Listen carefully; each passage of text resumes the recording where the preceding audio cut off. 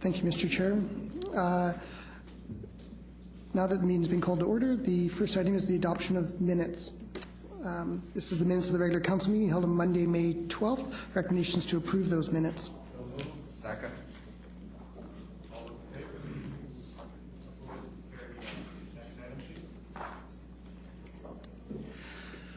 Item 2 is the minutes of the Multiculturalism Advisory Committee of Wednesday, April 16th. Recommendations to receive those minutes. So moved. Second. Moved by Councilor O'Neill, second by Councilor Hodge. All those in favor? Opposed? Carried.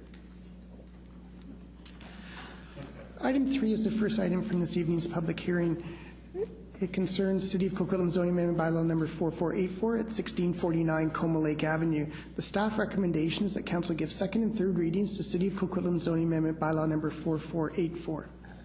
So moved. Second. Moved by Councilor O'Neill, second by Councilor Hodge. Councilor Hodge.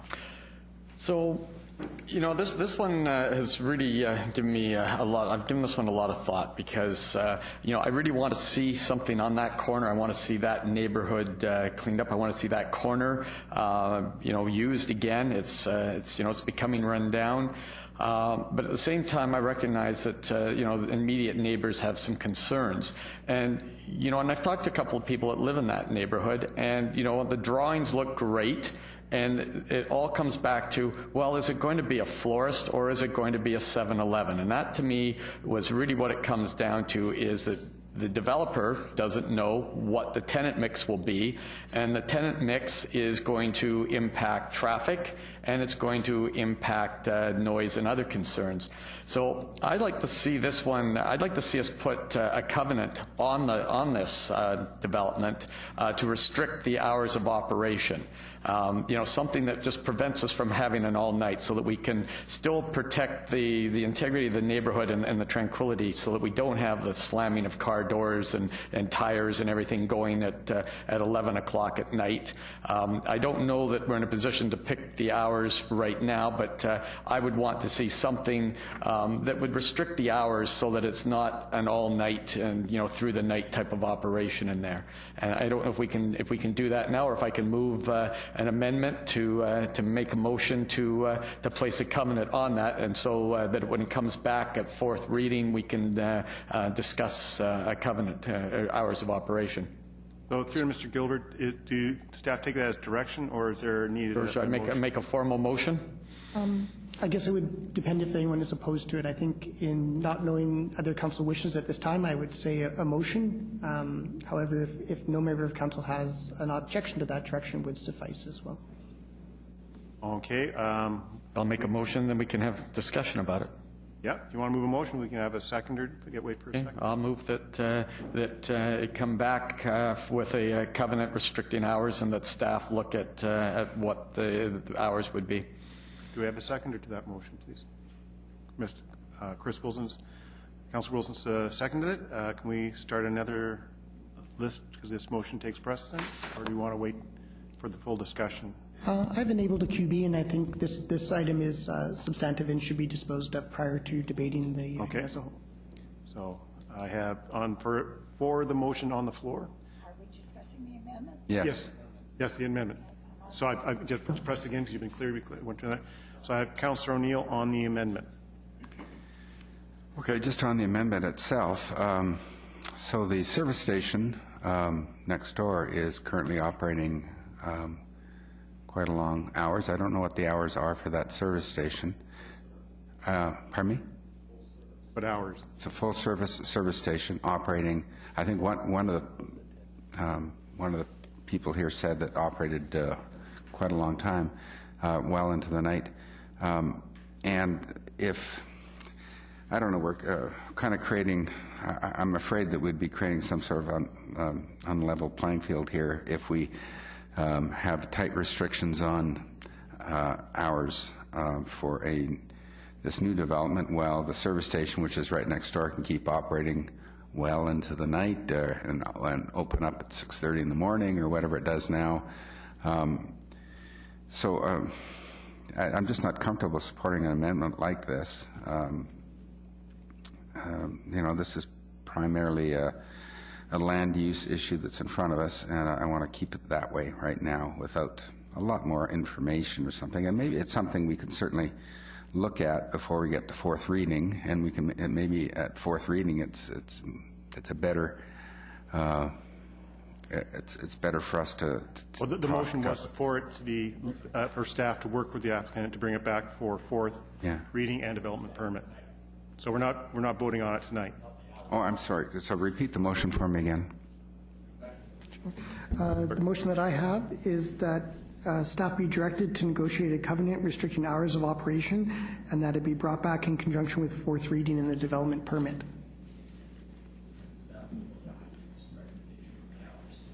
So, yeah, okay, we got it. Well, I'm still not sure about that. It may well be that, that's putting a barrier that hasn't been contemplated to this time in front of this development, proposed development. I'm just not comfortable with doing this because it may end up meaning that the developer comes back to us and says, well, you know what, we can't make this work if we got a restriction like this, and there's been direction that there has to be something, and you know, are they going to walk away from the property? Are we going to be left with that deserted lot for another 10 years until something happens? So I can't support it. Okay. Thank you. I don't think it's, at this point, I think it's just to go back and negotiate if the developer doesn't want to have a restriction. Sorry, a negotiation presumes that we want some sort of time limitation involved, and you know, that's the position that this motion would take. And if no agreement can be reached, that what's a developer going to do? I don't know. So I'm not comfortable with this. Okay. Councillor Reid. Well, my question's along the same line. Surely somebody here knows how long the gas station is open. Through your worship, I understand that it closes at 12 at this time, midnight. Okay, and open probably at 6 in the morning or something. Yeah, I don't have the information relative to the morning, but it probably does open early. The retail closes at 10, I think. 10? Yeah. Yeah. I don't have a problem with not permitting a 24-hour business. And I think midnight would be okay. I mean, if the gas station's closing at midnight, I think something immediately adjacent could close at midnight. But I, too, don't like to tie the developer's hands. But I don't see anybody moving in there that would be 24 hours anyhow, except for the dreaded one.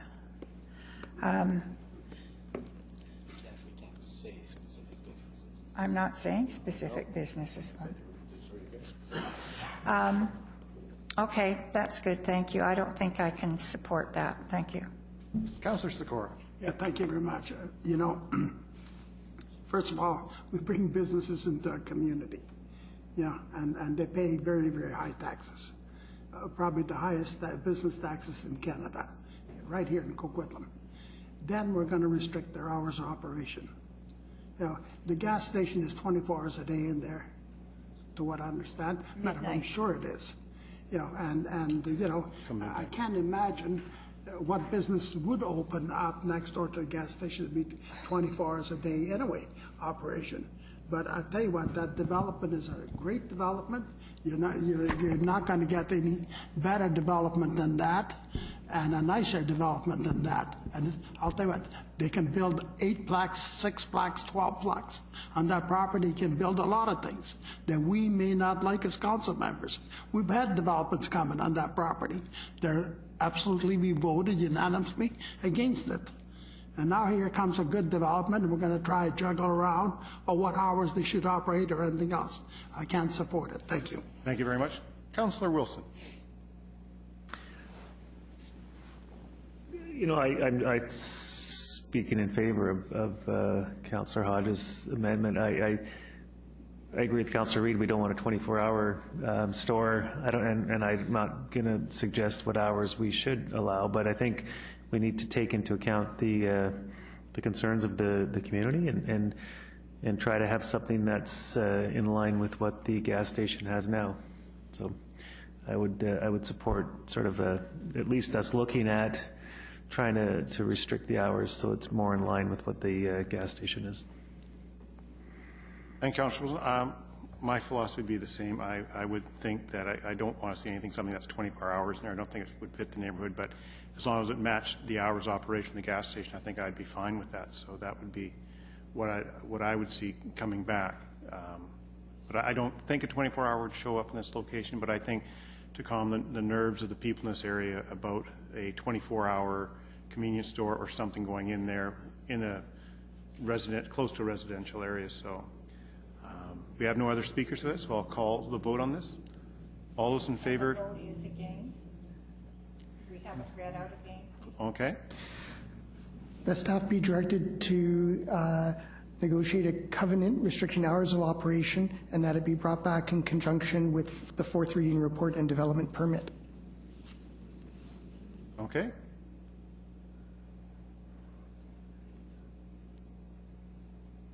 All those in favor? Opposed? It's defeated. Back to the main item. Yeah. Second. Oh, okay. Been moved and second. Yep. So we'll now close QB, and we have an original list of speakers. Thank you. Councillor Hodge. No, that was my concern, was hours of operation, and it looks like now we're back to, I guess it'll be determined by who goes in there. Okay, thank you. Councillor O'Neill. Yes, thank you. I was very appreciative of all the comments that came at the public hearing today and the many letters that came in, and we had a great many letters on this issue. Indeed, some opposing and some supporting, and a petition supporting as well. And the common theme was that this piece of property has been a derelict piece of property for too many years. It's an eyesore.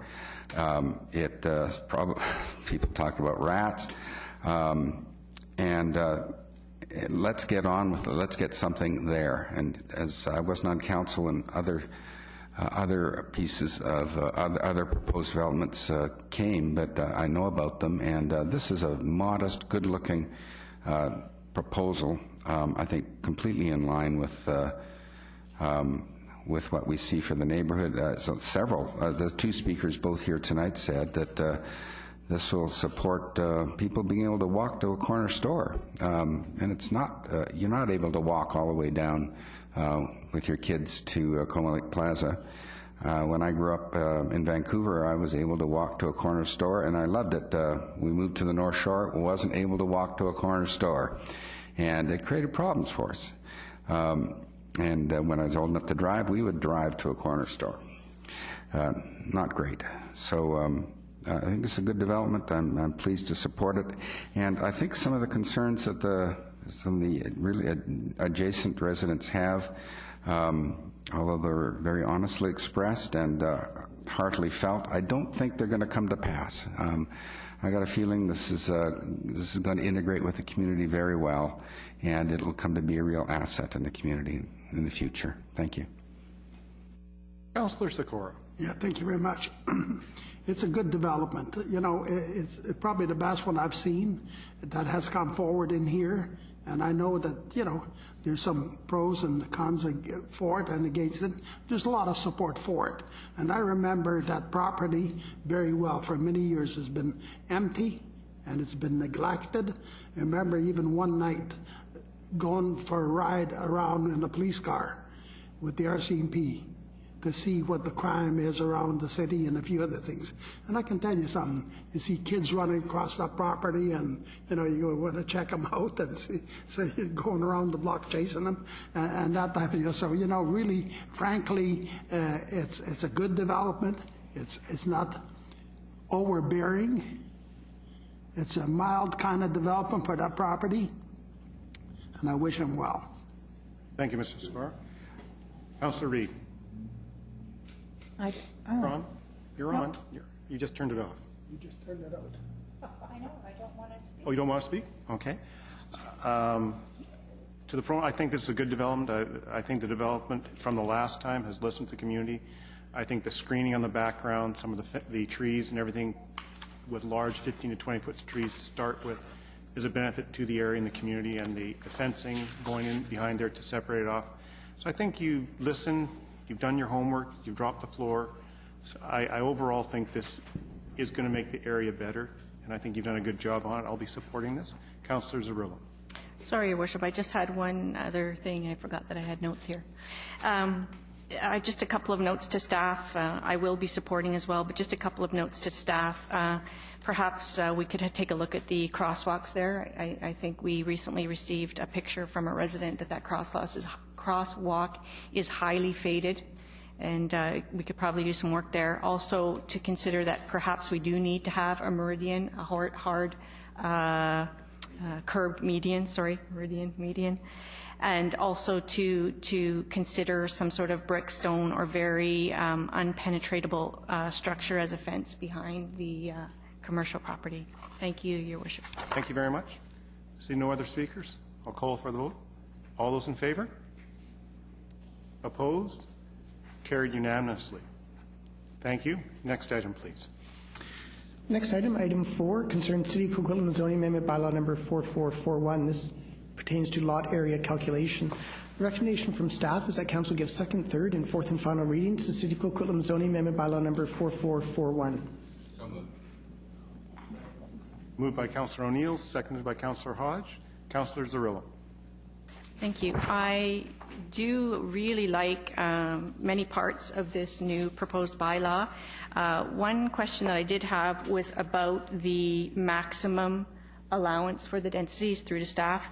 I'd like to see a clause in here that talks about up to a maximum. So if we're going to allow developers to put the density from the road allowances into the new structures, I'd like there to be a maximum, because we may get the odd case where we're taking more than 5 or 10%. And I know it may be the odd case, but that's why we need bylaws for those odd ones.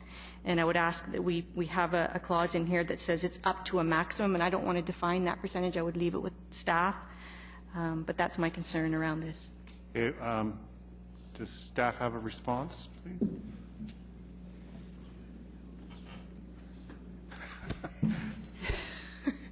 Through your worship, I guess I would need a little further clarification, because what it sounds like would require us to basically amend the bylaw in order to provide for a maximum, because as the bylaw is worded now, it basically provides for all road dedications to be added back into lot area calculations, and there's no other conditions associated with that. But it's, I guess the question was done before. It doesn't increase the density or the zoning allowable in the area of the lot. No, what it does is it gives the developer the original lot area that to work with respect to calculating their density. Yes. Thank you. So just for clarification, so if the developer had a 100 square foot lot and we took 10 square feet for road dedication, we're allowing them to do their density calculation on 100 square feet, correct? That's Which correct. means that their development could be higher. Correct. Right. Okay. So what I'm saying is, what if we end up taking 50% of their lot, which I'm saying is an extreme case, but if we end up taking 50% of their lot, we're still calculating it on the 100%, and we could end up with a very, very dense structure, way over our 5 or our 5.5 that's allowed in the TDS. And I'm just saying I'd like there to be some clause in there that says it can't be, there needs to be a top, because we can't be in a point where our density would be well over our maximums, is what my thought is, and maybe you can clarify that. So the new maximums would be based on the net lot area, not, or the gross. So I hear what you're saying, because it's almost like the pies. Not the net lot area, because what we're saying, what happens now Yeah. is when we do road dedications, the density is based upon the net, after road dedications. It's the new lot area. What we're proposing to do in this bylaw is to calculate density based upon the original gross lot area prior to road dedications. So assuming someone comes in for development applications and there's no road dedications, they are allowed the density, everyone's allowed the density on that proposed zoning up to that maximum. So if there's no road dedications and they're a C7 zone, for example, they get a 4.5 density. If there's road dedications, they're still based upon that original gross lot area. Yeah. So thank you for your patience on that one, Tiffany, because I hear what you're saying is it's always going to be the same size. So I guess what I'm saying is perhaps we do need to have another level of calculation that says, okay, we have to look at the size of the building and the density of the building, that they would be able to use the full lot size, but at certain thresholds, we would have to look at the building and the density of the building. That's, I guess that's more my point. So we could end up with a 40-story building is what I'm saying. That's got a very high.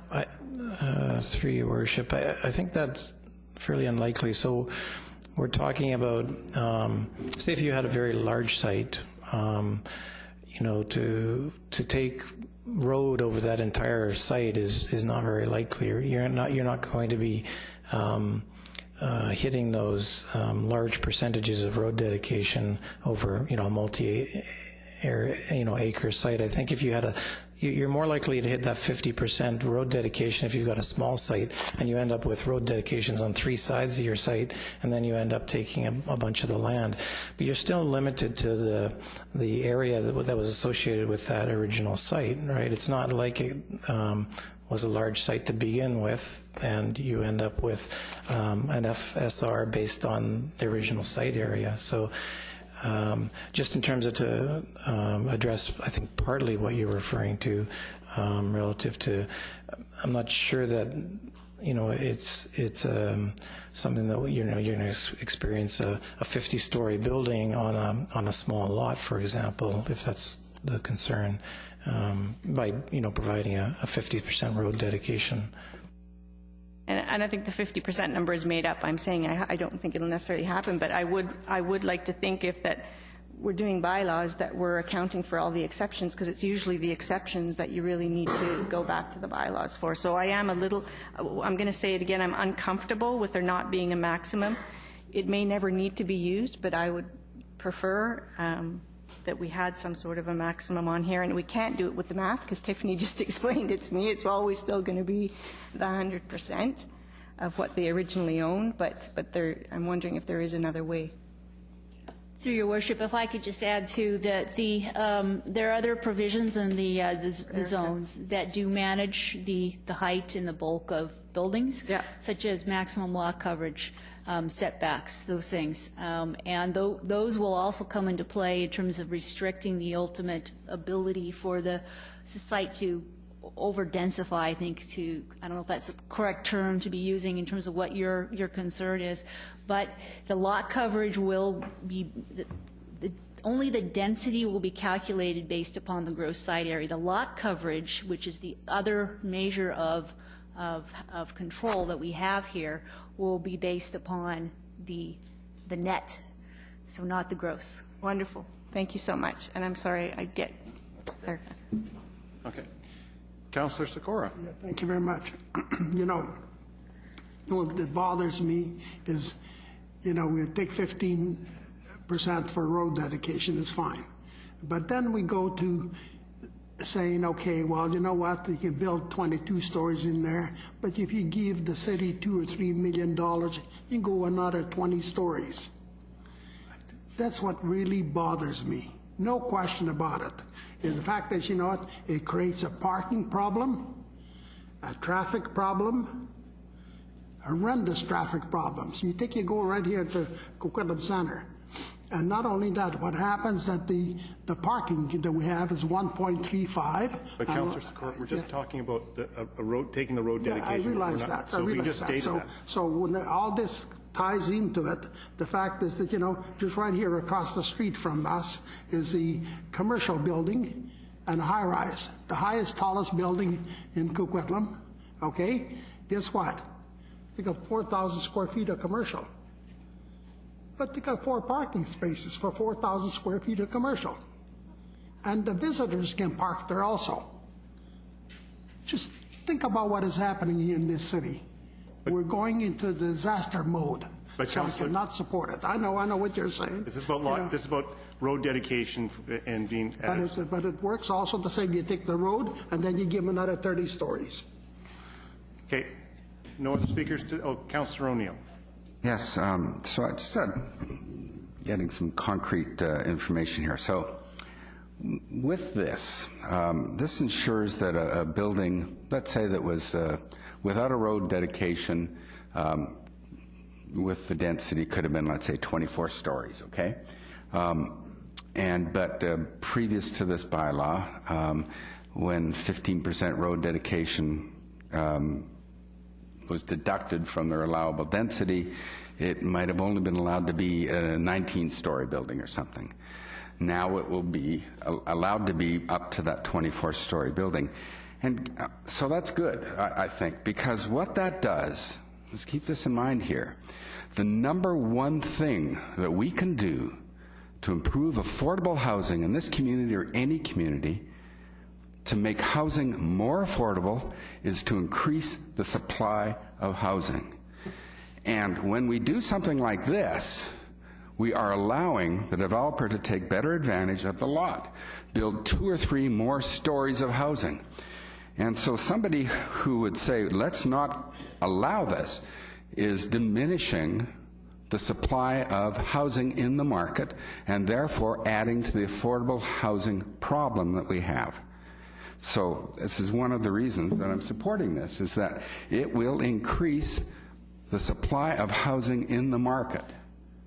There will be a few more stories added onto the buildings. The developers will not be penalized, and that will have a moderating impact on housing prices. Thank you very much. I have no speakers left. Okay. How wrong? All those in favor?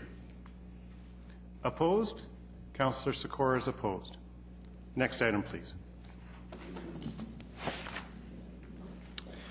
The next item, item 5, is a preliminary report on an application for zoning amendment bylaw 4490. This is at 763 Miller Avenue. The staff recommendation is that council give first reading to City of Coquitlam zoning amendment bylaw number 4490, and that bylaw 4490 be referred to public hearing. So moved. Second. Moved by Councillor O'Neill, seconded by Councillor Reid.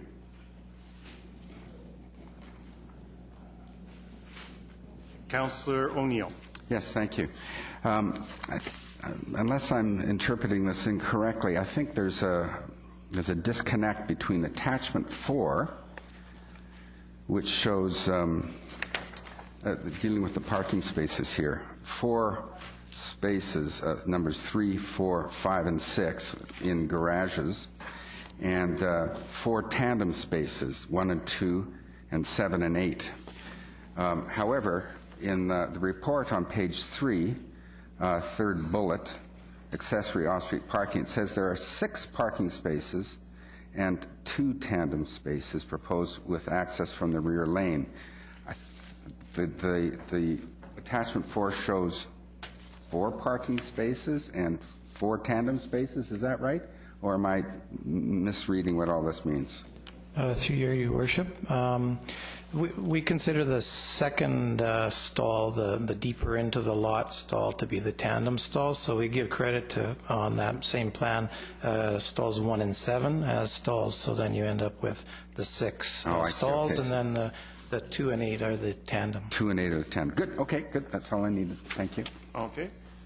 Councillor Reid.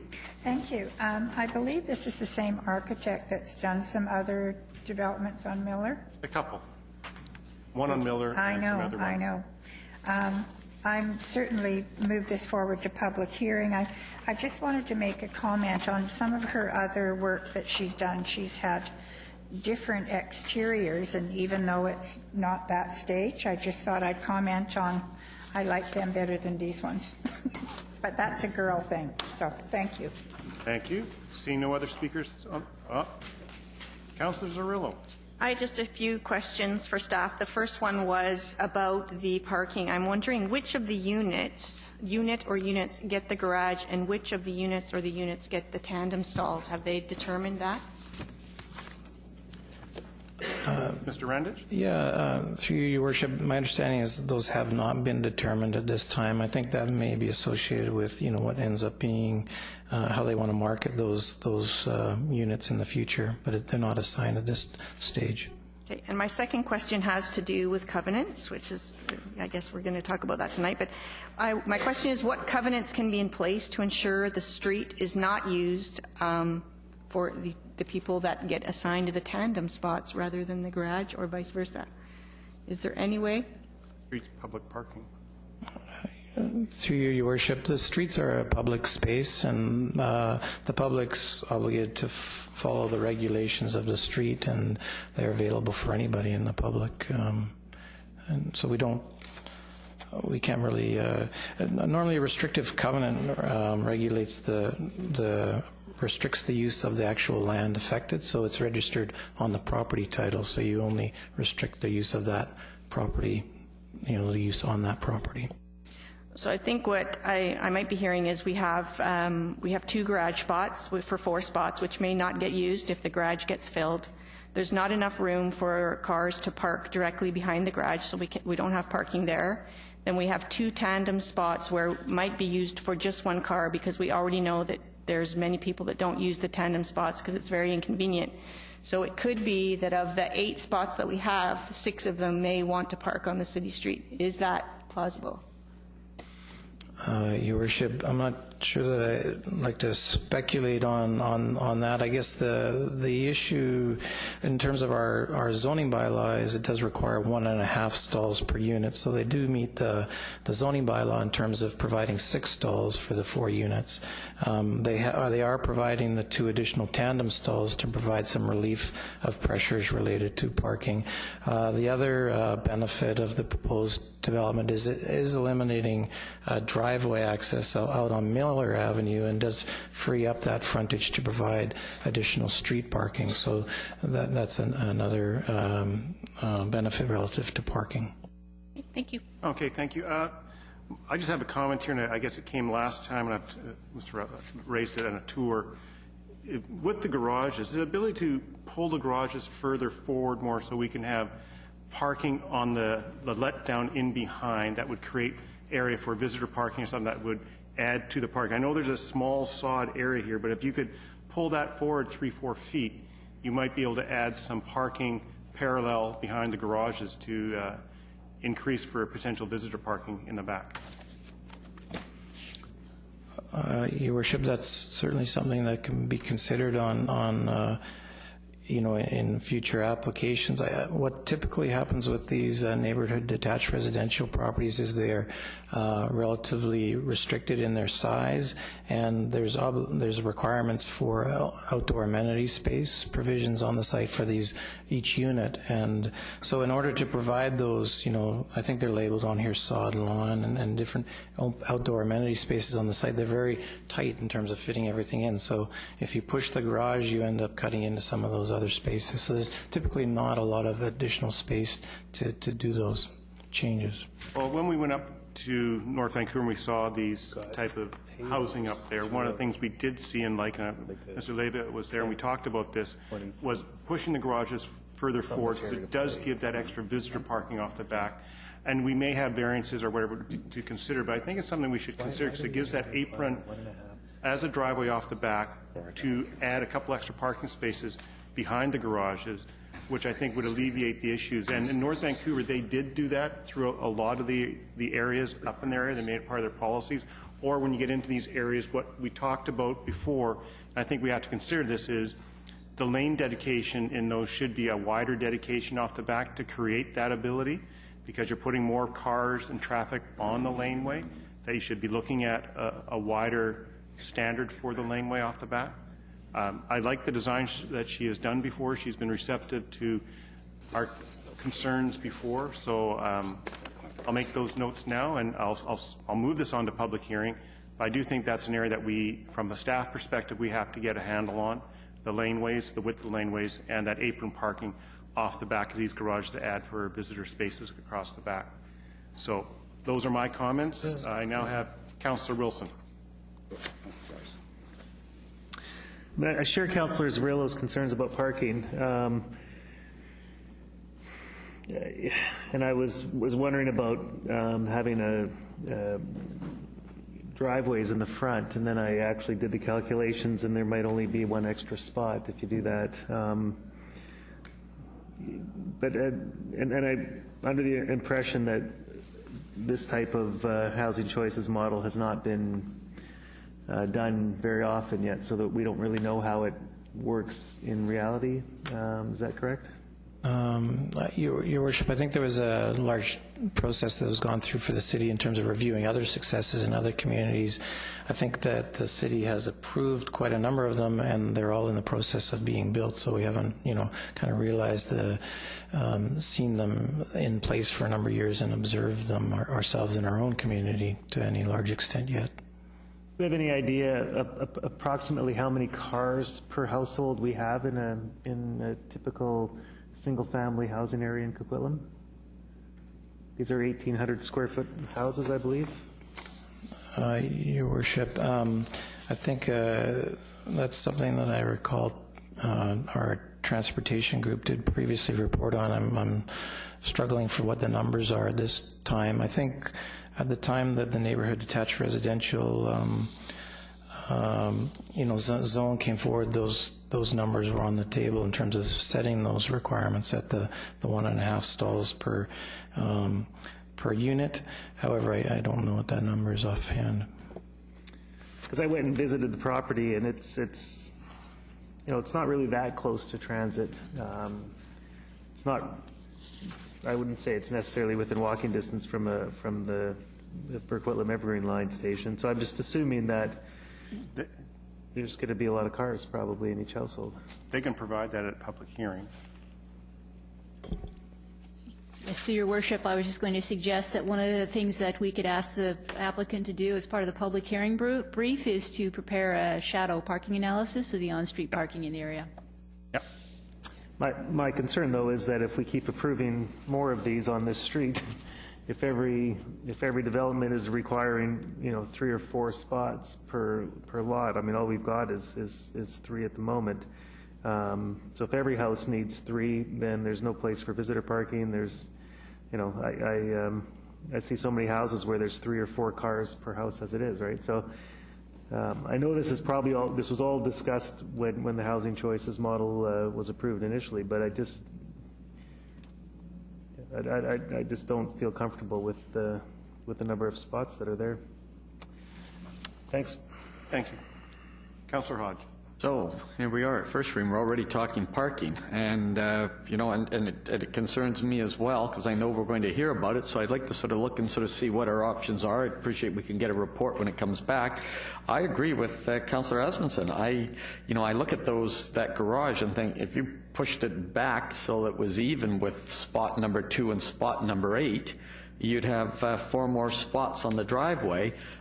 Yes, you're turning your garage into tandem parking, but I also wonder if the garage is going to be used for parking or if it's just going to become bikes and stuff anyway. And we always have this discussion about garages, whether it's on Burke Mountain or where we place it. In terms of the green space, if you put the garages back, you could put the green space where spot 2 and spot 8 are. Because I just don't see that tandem spots are going to get used unless it's for something else. And I just think you could put the green space where 2 and 8 is and pull the garage back. You'd have a net gain of 2 more spots. I know a while back somebody had asked when we saw one of these whether or not the garages are open or if they're individual garages. So is garage 3 and garage 4, are they open? If they're open, they're more likely they're going to be used for parking. If that's a dividing wall, they're more likely going to be used as storage lockers.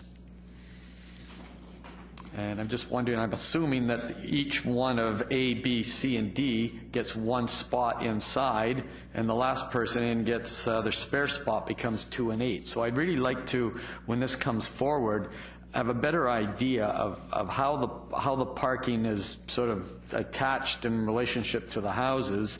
And divvied up?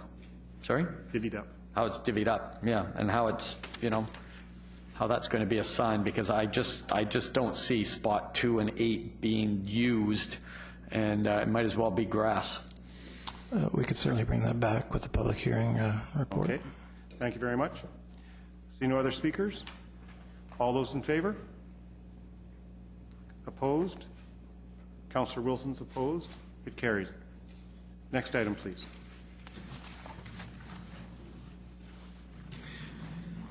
Next item, item 6, concerns Rogers Sports Field Lighting Mast and Wireless Communications Facility. This is in Town Centre Park. The two-part staff recommendations: that council approve a grant of license generally in the form of the attached agreement to Rogers Communications Partnership to replace a sports field lighting mast at Town Centre Park with an integrated sports field lighting and wireless communications facility mast, and 2, that the mayor and city clerk be authorized to execute this agreement. Moved by Councillor Reid. Seconded by Councillor O'Neill. Councillor Hodge.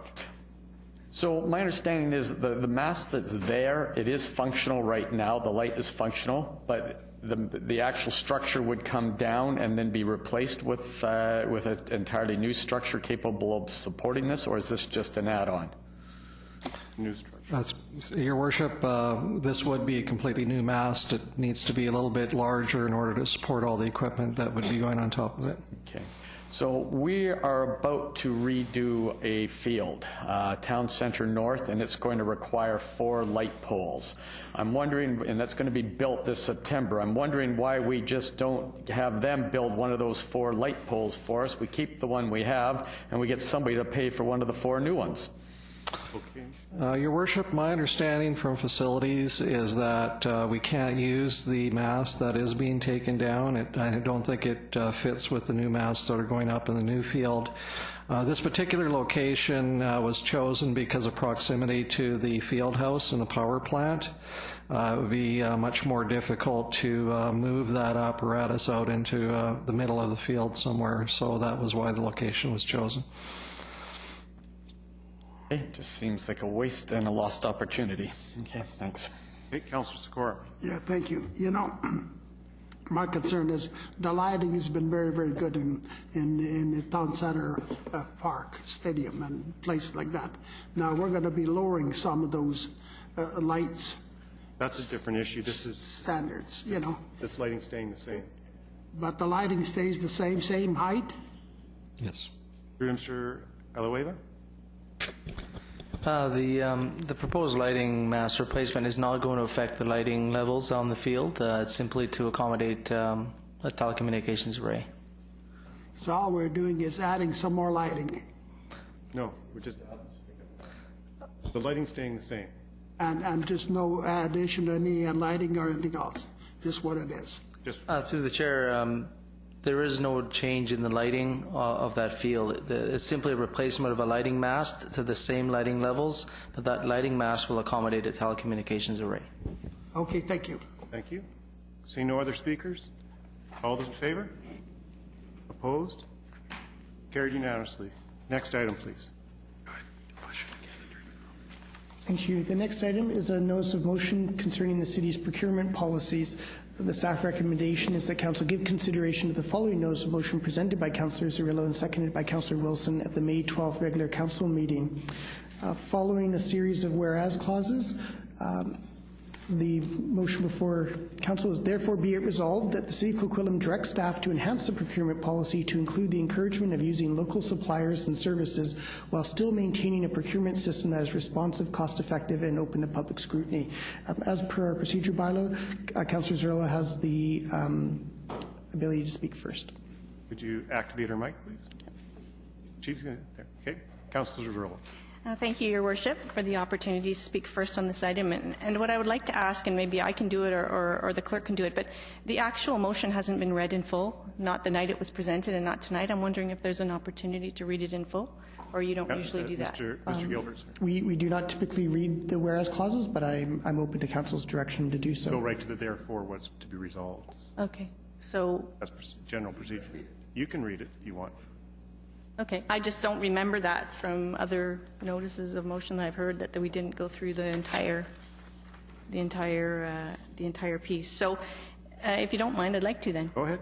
You have the floor. So whereas the City of Coquitlam has a strategic goal of expanding local jobs, local prosperity, and whereas under that goal the long-term actions identify having policies and incentives that encourage commercial development, revitalization, and optimize use of industrial and commercial land, and whereas the current City of Coquitlam procurement policy does not currently include the encouragement of local procurement that could support commercial development, revitalization, and optimization of industrial commercial land, and whereas the measure of success for expanding local jobs, local prosperity, include increasing the percentage of residents working or going to school in Coquitlam, and whereas an amended procurement policy has more potential than the current policy to increase the percentage of residents working or going to school in Coquitlam, therefore be it resolved that the City of Coquitlam direct staff to enhance the procurement policy to include the encouragement of using local suppliers and services while still maintaining a procurement system that is responsive, cost-effective, and open to public scrutiny. So thank you, Your Honour, for indulging me in that. So tonight we're here presented with the opportunity to show leadership as a council by acting on our published goal of expanding local jobs, local prosperity. I think tonight we have the opportunity to walk the talk by taking immediate steps to enhance our own procurement policy, to transparently encourage using local suppliers where it is possible for a portion of the goods and services we acquire as a city. Therefore, vote tonight is not about approving some specific wording to insert into the policy. A vote tonight is about approving in principle the idea that the City of Coquitlam should have a local intent clause in our procurement policy. What it looks like, that needs to be determined by staff. After their due diligence has been done, they will determine the best way to do it while still maintaining, as is outlined in our own documentation, a system that is responsive, cost-effective, and open to public scrutiny. I anticipate tonight that we may get deep into the technicalities of why trade agreements, both national and international, legally prohibit the adoption of some type of buy local clause. Yet it is possible to have a local aspect of procurement and still meet the intent of these agreements. The City of Victoria states it this way in their civic expenditure bylaw. If identical lowest tenders are received by the city, each which are not more than $100,000, which meets some of the trade agreements we know that we have in place, the city must take into consideration the location of the suppliers, giving preference to local suppliers. This allows them to have a local procurement clause which still respects the maximum thresholds of the relevant trade agreements which apply to us. As an aside on this point, is that the Foreign Affairs, Trade and Development Canada states under its FAQ section around NAFTA Chapter 11 that government procurement of goods and services by Canadian provinces and territories, regional governments and municipalities is not covered by or subject to international trade agreements. So this leaves us, of course, with the AIT and the New West Partnership Trade Agreement, both of which we need to respect, but they do allow for local procurement preferences under certain dollar amounts. So again, I would leave it to staff in their due diligence to make sure that we're within those guidelines. There is also the chance tonight to present the often cited argument that a buy local intent in a procurement policy will mean higher priced goods and services, therefore increased city taxes, and a limitation on free market competition, and even a protectionism fallout from the idea of protectionism. These things are not reality with a clause such as that outlined in the Kitimat Policy Procedure Manual that states, when all factors are equal in terms of price, quality, suitability, service and delivery, then preference shall be given to a local supplier. The idea of when all things are equal, choose local is exactly the intent of the motion Councillor Wilson and I presented here tonight. This motion is not asking for a price break for local suppliers, nor does it have the intent of forcing the city to choose a higher bid from a smaller pool of suppliers just because they are local. Instead, it simply asks that Coquitlam take leadership and add an aspect or aspects, which doesn't necessarily have to be a buy local clause. There are many ways we could skin this cat, but that their procurement policy will give more potential than the current policy to expand local jobs, local prosperity, and I believe it is our job as a council to take advantage of opportunities to grow our local economy whenever we can. And I would ask my fellow councillor members to support this motion tonight. Thank you. Councillor O'Neill. Yep, thank you. Actually, I wish that the motion had been worded to say that when all things were equal. It might have affected the way I'm going to respond to the motion, because I'm going to respond to the motion the way it was presented.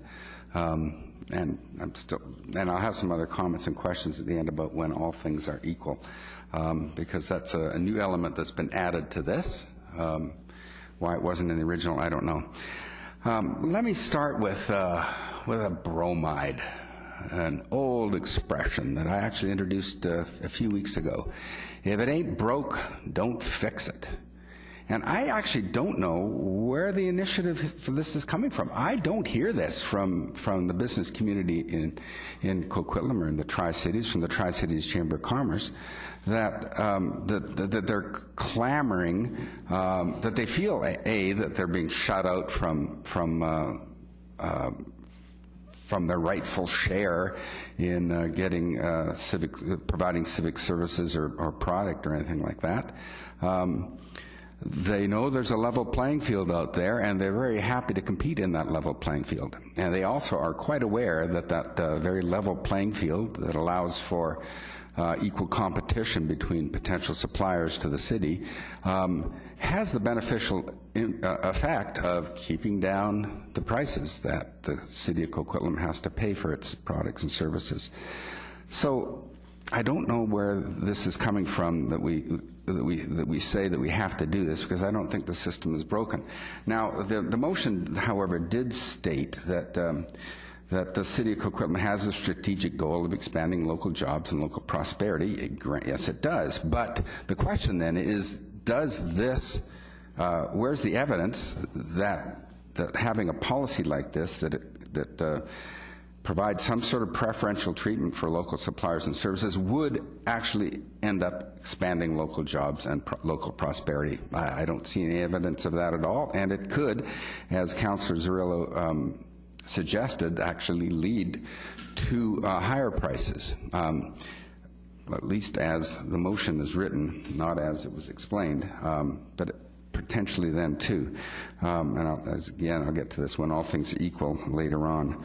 I think really we have to, as City Council, look out for all Coquitlam taxpayers, all Coquitlam businesses, and that's to be as efficient as we can in our procurement policies. And I think I don't think this this motion would lead us there. It would lead us to a more entangled way of making our decision, creating more bureaucratic steps, perhaps, or more red tape and more considerations, more time.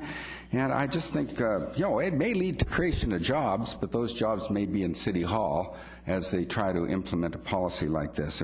I don't think it's going to lead to more jobs in the Coquitlam workplace. And yeah, there are concerns out there for legal impediments, and so we'd have to be very careful with that. And do we really want to get into that? So making sure we don't cross this threshold or that. My broad philosophy, as should come to no surprise to people on council or people who have been listening here to me speak for the last 2.5 years, is one of increased free trade and economic freedom. And things like this just, I think, end up tying us into more knots and work against freer trade and a freer, more open marketplace. It also would lead, I think this has a real potential to sort of create a kind of a mini trade war of some sort, where Coquitlam has adopted some sort of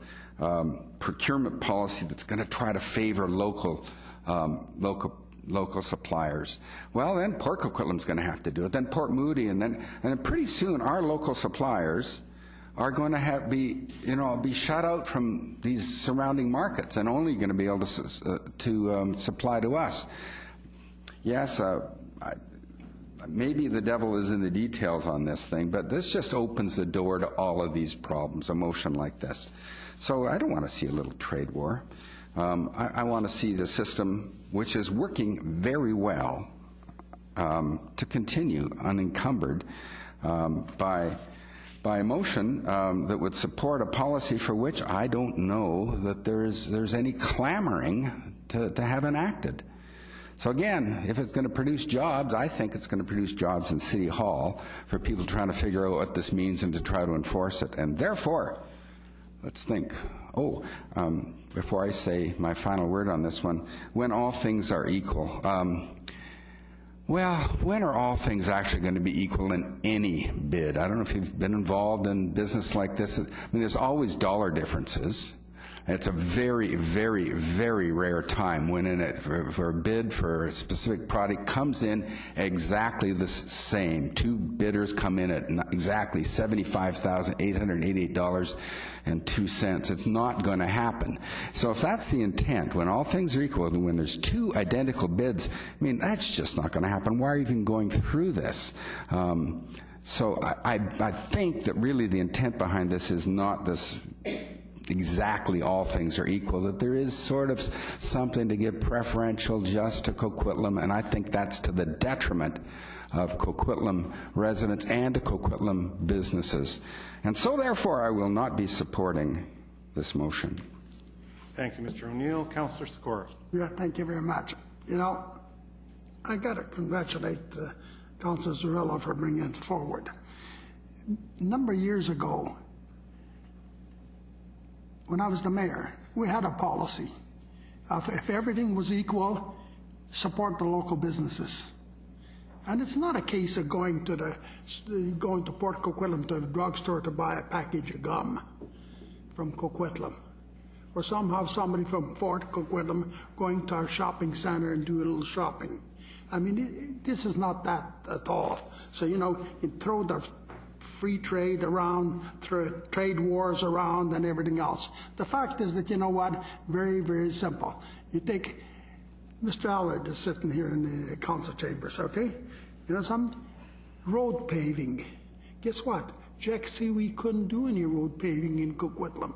A Coquitlam resident, a Coquitlam taxpayer, employs hundreds of people, could do road paving, pardon me, in Burnaby, in Richmond, everywhere else but Coquitlam, because we had certain standards that was above everybody else for our roads. So therefore, it didn't fit until the council member said, just a second, you better deal with Mr. Seawee and get this straight, because we want him in our community. So, you know, the fact is, I think it is very, very fair that, you know, we're talking about nothing that is nickels and dimes. We're talking about big construction jobs, you know, that the contractors and everything else. That the fact is, might be, you know, just as well to give it to a local businessman who employs people. It's not a case of, you know, shopping for at the Safeway in Port Coquitlam, and you should go to Coquitlam Safeway and that type of. I think it's far more reaching than that. But I had a policy. And we followed that policy very up to it was engraved in stone. We followed that policy, and it worked very damn well. You know, why should I give some business to Richmond company when we have a company in Coquitlam can do the same job for the same price, or we can at least ask them to bid on it. But we don't, because you know why? There's certain people that, you know, we send out letters to bid on, and certain people don't get letters to bid on. So, you know, with me, I thank the council member for bringing it forward, and I'll certainly support it. Thank you. Councillor Reid. Well, I was having a nice quiet week till last week. And this came through. And I happened to talk to Councillor Hodge not long after, but I got a couple of phone calls. In my generation, we still phone each other. We don't text because we can't see all the little numbers. The first call was about I think it was probably from a member of the chamber, but I don't know that. But he was saying, why are we digging up all this again? Why are we reliving all this again? Because we'd already done it, and obviously he was someone who was involved in this some time ago. I think we have a good policy, and I remember with Sheena talking best value. Best value are two good words for buy local. It was sort of frowned upon when you put buy local in there, and then you would have folks from Burnaby or Vancouver or somewhere where we didn't feel that we could buy. We had to buy locally, and maybe the price would be 3 or 4 times higher. It's very difficult to get something that is always equal, and equal is service too. And I think through the 25 years I've been around here, service and what we get, the kind of service we get, and delivery and staff that do the jobs for us and provide the services for us are really important.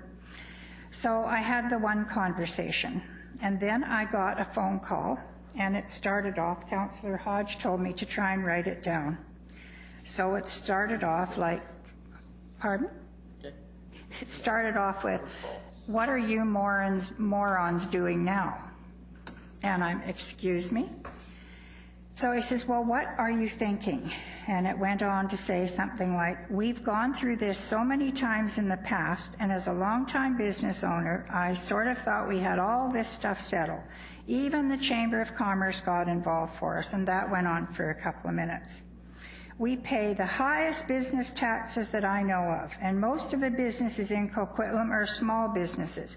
Basically, we all had to open business, creating jobs for ourselves and our families. Now we have parking issues to deal with, so I assume he's someone in this area. And then he said, I realize it is election year, but surely you could find another topic to get yourselves in the paper than creating angst, which is not a word I use, for the small business owners again. Leave us alone. We're all getting along okay. Slam. So I didn't think that was very nice. I don't know if a lot of people have taken this, and I'm speaking to Councillor Hodge shortly after. I know he's going to speak to you a bit about the chamber, but I sort of wonder if this sort of got out in the wrong way. We're talking about our procurement policy, and I don't know if these people just thought it was definitely going to affect their businesses or not. So I have no idea what kind of business this person is.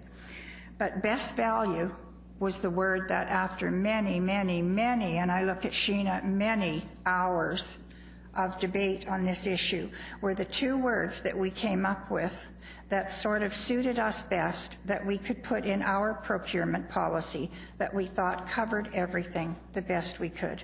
And we certainly do look after our citizens, as most of them look after us. Thank you. Thank you. Councillor Wilson. Thanks.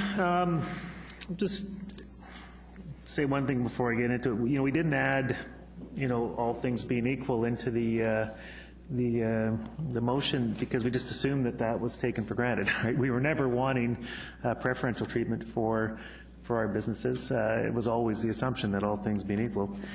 And I just want to, preface my comments by saying that I got a degree in business administration from SFU, so I know a little bit about business. I'm a successful business person. I totally believe in capitalism, and I agree with most free trade agreements. Right, so I'm not some non-business. I'm not going to say the word I was thinking of saying. And so the reason that I'm excited and willing to support Councillor Zarrillo's motion is because. We keep hearing that our business taxes are too high. We need to draw more business to our community, and we have goals that were listed in the motion. But I just didn't see that we were doing what we could, and so I was happy to support it. We're not necessarily talking about billion-dollar deals that NAFTA is all concerned about. We're talking about supporting our small businesses in our community. There's all kinds of different guidelines and thresholds that were passed around and thrown at us, and it looks to me like $75,000 and lower is pretty safe. And I think most of our local small businesses, that fits in right in their right in their bailiwick. You know, we've been told, well, it could lead to higher prices. Well, it could also lead to lower prices, because if I'm Councillor Zarillo's got a Coquitlam business and I'm, you know, from Burnaby and I want to do business in Coquitlam, well, maybe I got to sharpen my pencil a little bit more and come in with a slightly lower price, because I know that all things being equal, she'll get the contract. So it doesn't always necessarily lead to higher prices. I think it could definitely lead to lower prices. And you might say, well, that's an extreme situation. Well, the other side could be extreme as well. It could also lead to more businesses locating in Coquitlam, because we have a policy where we're supporting our local businesses. So I don't think it's necessarily black and white, and it's not always negative. You know, we say we want true competition, and I want true competition in our city as well. But as it stands now, if something is under $50,000 with our city, we don't require more than one quote. And, you know, I was a little bit surprised when I was researching for this discussion, right? So if we want better competition, why aren't we asking for more quotes for purchases under $50,000? You know, Councillor O'Neill was talking about he hasn't heard, you know, anything from the chamber saying we want this and that sort of thing. Well, I was at the mayor's barbecue put on by the chamber last July, and there was a question about buying local, and this is, I guess, another reason why I'm quite willing to support this. I was a little bit surprised that our mayor, and unfortunately he's not here tonight, I would have said the exact same thing had he been here, so please don't take it the wrong way if you're watching Mayor Stewart online. But he was quite adamant about he didn't believe in the buy local strategy, and there were a lot of people in the audience, all chamber members, who not necessarily booed him, but they weren't very enthusiastic in their applause when he was finished. But both Mayor Clay and Mayor Moore spoke in favor of some sort of buy local philosophy. And so they got a rounding applause. So I think within the chamber, there are a lot of people that would like us to focus a little bit more on buying local. So, you know, I think it's a big deal for the chamber, even though they haven't necessarily come out and said anything specifically. I said earlier, you know, I believe in capitalism. What we have today is not true capitalism, right? Councillor Sikora pointed out, Jim Allard, you know, I had a discussion with Mr. Allard a number of months ago about the Evergreen line and his frustration with SNC Lavalin, the main contractor, them having their own preferred suppliers and him being completely shut out of any kind of business for SNC Lavalin. Well, that's not capitalism. So, you know, what are we really talking about here? I could go on a lot of things, but I just, you know, we have an opportunity to make a statement, right? And what our mayor, the statement our mayor made, and he's made it consistently, is, you know, we want true competition, but we're not going to give our local businesses the benefit, and I think we have an opportunity to give our local businesses some benefit without skewing the playing field, without causing breaches of trade agreements. We can figure out a good way of phrasing this. I like best value. I think we can do better. Councillor Zarillo pointed out some of the other wording and from Kitimat and Victoria. And I think that this is something that we really need to give some support to and work a little bit to work out the best way to do the wording. And I'm very proud to support it, and I'm glad Councillor Zarillo asked me to. Thank you. Ms. McLeod. Thank you, Your Worship. I'm hopeful that this will be helpful to Council. The issue of local preference comes up quite regularly at Council, probably about every 4 or 5 years. And I'm hoping that this makes you feel a little bit better about our current policy. Our current procurement policy, while it doesn't say specifically local preference, I want to assure you that it does support our local businesses, and it does support the intent of this notice of motion, because it rewards the kind of values that come from local businesses. Historically, procurement programs and policies have awarded contracts based on lowest cost. And more recently in the procurement world, experts are telling us that what we want to do is we want to award business based on best value, but looking at the full value provided, which includes a whole bunch of different components. It includes the initial cost of whatever it is you're buying. It includes the delivery cost. It includes the lifespan of the product you're buying.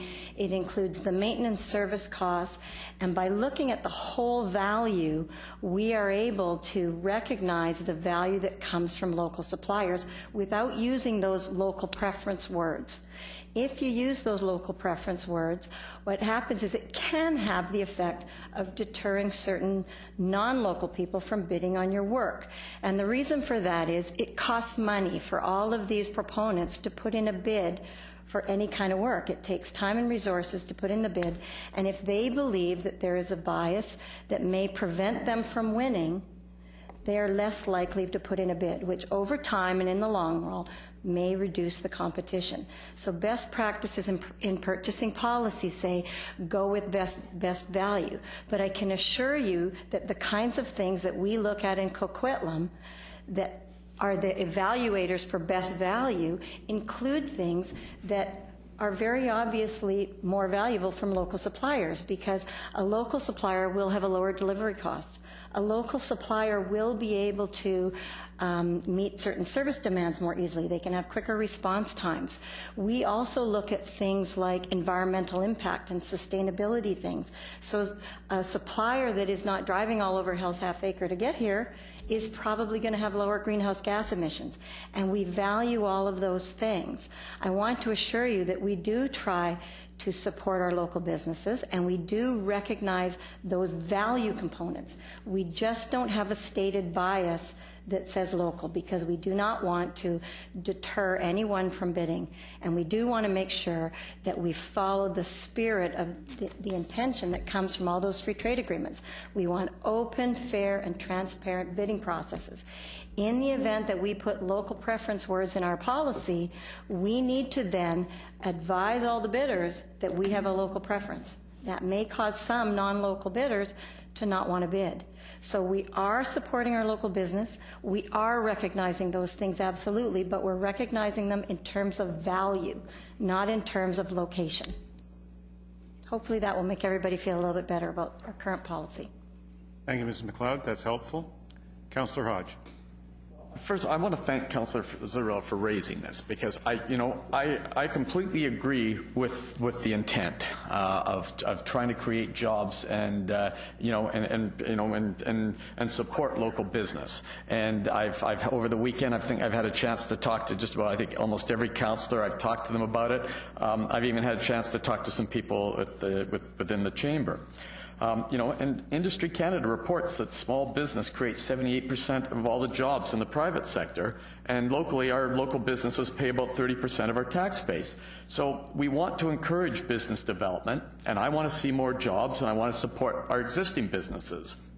But I do have some concerns about a buy local campaign. I know a number of chambers years ago actually used to run buy local campaigns, and I remember this from my days as a chamber president. And I know that back 10 years ago, we had these discussions with the city about whether or not we want to do buy local. Over the weekend, I attended the BC Chamber of Commerce AGM, and so I had a chance to discuss with some chamber members there, some from other communities and some from our own chamber who were in attendance. And while the local Tri-City Chamber of Commerce hasn't taken a formal position, we haven't asked them. We didn't have time to consult with them. But I did talk to some of the individual members, and they did raise some of the very same concerns that I've heard from Councillor O'Neill and Councillor Reid. So there is concern within the chamber as to whether or not you actually do accomplish the said goal. I think there were some messages that I did take away, though. And first of all, I think it is that, you know, I think the city has taken leadership in a number of ways. 10 years ago, back when I was the president of the Chamber of Commerce, one of the things that we initiated was the home-based business, and we made major changes to the home-based business so that businesses could operate here in Coquitlam, and that gave local businesses a chance to prosper here. Just this term, we've passed the multi-jurisdictional business license, which we worked with with the other two cities and the Chamber to put forward to make it easier for businesses within the Tri-Cities to work here without having to take out 3 separate business licenses. So that gave local businesses an advantage. One of the concerns I heard, well, what is local? Is it Coquitlam or is it Coquitlam, Port Moody? And that was one of the things that I heard clearly at the Chamber group. So, but they also told me that there are things that we can do as a city, particularly with our procurement policies, such as making sure that we do a better job of advertising what contracts and services that we're going to buy. And I'm not saying we need to do a bids BC, but there are some small items that we buy, and we have to make sure that local businesses know what we're buying and what they can provide to us. And I think that was one of the key things that I heard from them. I was surprised, but I remember Councillor Wilson did remind me that in a lot of cases we don't even ask for second bids on some of these items. And I'm sure that if we were to put out to local businesses and say we're buying 200 widgets, it's not a big order, but we need 200 of them, I think that there are local businesses who would bid, particularly on the small contracts. And to a small business, a small contract can do a lot to sustaining them and to help providing to jobs. I also think that we need to make sure that our suppliers have business licenses, that they should have a Coquitlam business license. And I don't know if we check when somebody comes in and offers to sell us something or provide a service, that we actually check to make sure that they have a Coquitlam business license. I know that when we were discussing the multi-jurisdictional business licenses and we were comparing with the 3 cities, what we found is that Port Moody had a very high rate of compliance. I'm not talking about purchasing from the city, but they do a really good job of checking to make sure that people doing business in Port Moody have a business license. And so I want to make sure that everybody doing business with us has a business license. That in itself probably helps Coquitlam businesses. And as I said, I want to make sure that we have awareness for those opportunities. I support the concept of helping local businesses grow and prosper, but I think we have to make sure that we have the right tool and the right process. And the right process. I agree with the intent. I'm not so sure that we've hit it with the wording, but unfortunately this is the wording that's been presented because it's come to us in a very formal way. But I wish that we would have an opportunity to possibly to discuss this as a group in more of a committee setting. And I think back to a few years ago where we had an economic development committee. And I really think that this fall, when we look at committees, that we need to go back to having an economic development committee. We've got a great economic development officer, and I know he gets out and he talks to the chamber, but I'm thinking back to the days when we had groups of business people. I think even Councillor Esmond, I think you chaired it, you and I were on that committee. And this is where we vet these type of ideas. Before they get to the council chambers, we talk with the business community, we engage the chamber, we engage businesses like Mr. Allard that's here, and we have that discussion, and then we bring forward things from a committee. And I think that that's one of the things that we're missing. And whether it's discussing taxation or transportation or the Bailey Bridge or zoning, red tape, all of those things, I think that it's time that we pay a greater respect to our businesses and make sure that we engage them. And I think that what we've done tonight is we've started a dialogue, and I thank Councillor Zerillo and Councillor Wilson for bringing this because there is a lot of talk. It's talk in the business community, there's been talk around the council chamber, and I think that if anything now we start to move forward. This does remind me of one thing that I think that we still have on our to-do list, and that was during our last business town hall meeting, or our last town hall meeting around the budget. And we made a commitment at that time, and it was after the CFIB presentation, that we were going to meet with local businesses and engage them. And I've had a couple of businesses contact me. They want to have that meeting. I'd like to bring the chamber to the table, the rest of council, and let's start a dialogue, because I think that this is what we really need to do, and let's start seeing how we accomplish the things that Councillor Zerillo is trying to do here. Thank you. Thank you, Councillor Hodge. I'll speak on this item. I've always said, and I'll say it again, I don't think it's the city's role to restrict competition. And I know the thing saying everything being equal, but as Councillor O'Neill put, I could never see a procurement policy coming in exactly equal. And I thank Ms. MacLeod for her comments. I think we already have in a working form what the intent of this motion is, but I do believe in what Mrs. MacLeod said, that by having a local clause in there will restrict bidders, will create a higher price that we're going to pay, because we won't get those extra bids out there. At the mayor's, I was there at the mayor's barbecue. The question to the mayor was for a 10% advantage to local businesses. And the other two mayors did say, yeah, we could consider that. And Mayor Stewart's response to that was, no, just think if Surrey or Vancouver or whoever had the same restriction, you would be out on bigger contracts. You couldn't bid on these contracts. You would be losing business. So do you then, as a business, by buy local, and every city has a buy local and a biased buy local, do we actually hurt our businesses and their ability to do business by restricting? So once again, I don't think that's our role as local government, is to restrict competition. I think what Councillor Hodge said is that we want to make sure that we're engaged with local business, we're listening to their issues, that we're helping them. But we also want to make sure that they have a level playing field throughout the Lower Mainland and throughout other areas to move their products and their goods and be treated fairly and equally across the board. And I think that's what we want to see. And I don't think that this does it. And I've talked with Councillor Zerillo, and I understand the intent. I mean, but it goes both ways. You create something special for local guys, you're knocking somebody else, and then that's the tit for tat on the other side of that. You're not creating a good value for the taxpayers in the long run, I don't believe. I think you're hurting the taxpayers in the long run. And I do think, as Mrs. MacLeod said, putting a bid in takes time, effort, and money.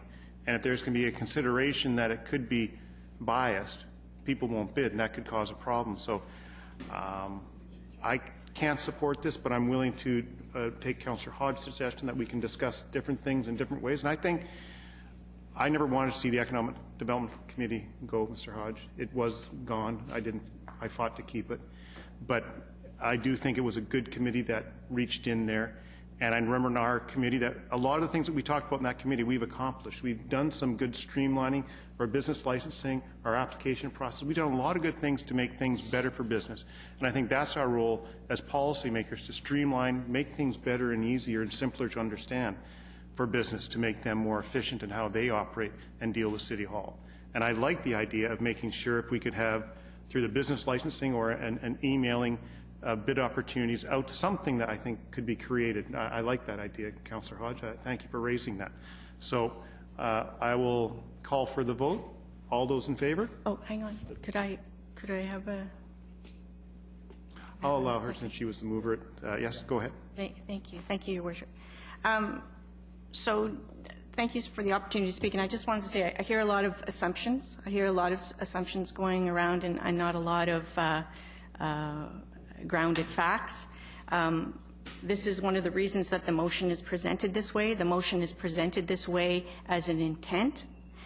We can start dialogues. We're really good at that at this city and at this council. I've sat at this desk and seen resident after resident after resident come forward and say that we're really good at talking and not too good at getting stuff done. We can start dialogues on this one. But it is the intent tonight that we are voting on an intent that we care about our local business, that we're not looking for an advantage for that local business, that we care about them, and we want to put some clause or some sort of piece of language into our procurement policy. It could be as simple as, we will, for those that do not go out to bid, we will put on the Chamber of Commerce website the availability to do business with the city. These are the things that we're looking to buy. But anyway, it's not for me in this role to say what the wording is. It's for me in this role to say that we have an intention at the city. So a no vote tonight tells me that this council does not believe in taking a leadership role to advance for our local businesses, and that we prefer, which we've been very good at, to deflect and postpone and send it back to staff and send it back for community consultation and send it back, send it back, send it back. We pay hundreds of thousands, if not millions of dollars to our staff, because they are very, very capable staff, to take our intents and make them reality. And in closing, I would just like to say that I do thank Ms. McLeod for her comments, and I'm glad to hear that the city considers local suppliers, and that we already do have that in some of our processes. But I would like to say that I think we should be more transparent than with that, and that we should spell it out in our policy, and that the comment did not make me feel better. In fact, it gave me concerns that we are not being fully transparent in our bidding process. But what concerns me even more is that this does not address all of the procurement that we do as a city that doesn't go to bid, that people and businesses in our community, whether it's locally in Coquitlam or it's locally in the Tri-Cities, don't even know about. And so, in closing, I would just like to say that I'm asking this council to take action, and that action is get our very qualified staff to come forward and say what is possible. Thank you. Thank you. I'll call for the vote. All those in favor? All those opposed? Councillor Hodge, Councillor Reid, Councillor Asmussen, and Councillor Neal are opposed. It's defeated.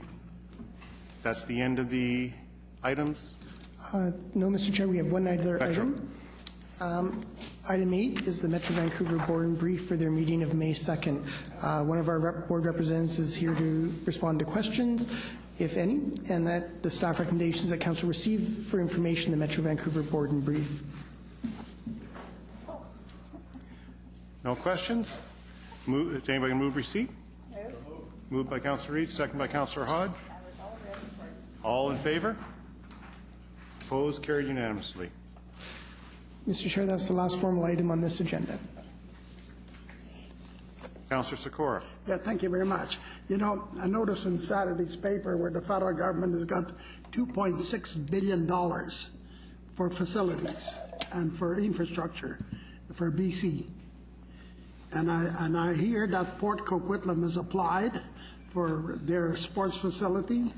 And here we, as far as I'm concerned, I know that we're building that one sports facility, the multi-purpose place, but we need a lot more than that in space. We need something much bigger than that. We need more ice.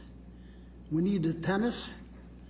The Millardville building is, you know, it should have been built 3 or 4 years ago. We're not even talking about it anymore. So, you know, is there any reason why the staff is not applying for these grants now to be able to see whether we can get them? What is this here? I'm trying to get... What do you mean, what is this here? I'm just trying to tell you what's happening in the paper, okay? There's $2.6 billion. If you're upset that there's $2.6 billion by the federal government, what's your problem? You know what? What's your problem other than political? Well, you're maybe... Mr. Gilbert? Okay. Raising the political issue here and going around... Well, you know what? I'm just saying. Is there anything wrong with what I'm saying? We generally don't have... What are you bitter about? Mr. Gilbert. Bitter about anything. I'm wondering what you're doing. One second. I'll just go to Mr. Gilbert. And the question is? Generally around the table, we don't, do we do, or is it for notice of motions, or do we? Certainly it's entitled to, around the table. I'm sorry. Yeah, in the past we've had an opportunity for around the table type discussion. Generally it's a specific question of staff something that would be voted on would come forward in the form of a notice of motion. It is up to the chair to decide whether the item being brought forward at this time is pertinent and appropriate for this part of the meeting, or it can be asked that it be brought forward at a later date. Well, I think this issue here should be brought forward at a later meeting. If you want to debate the issue of that issue should be brought forward at a later meeting.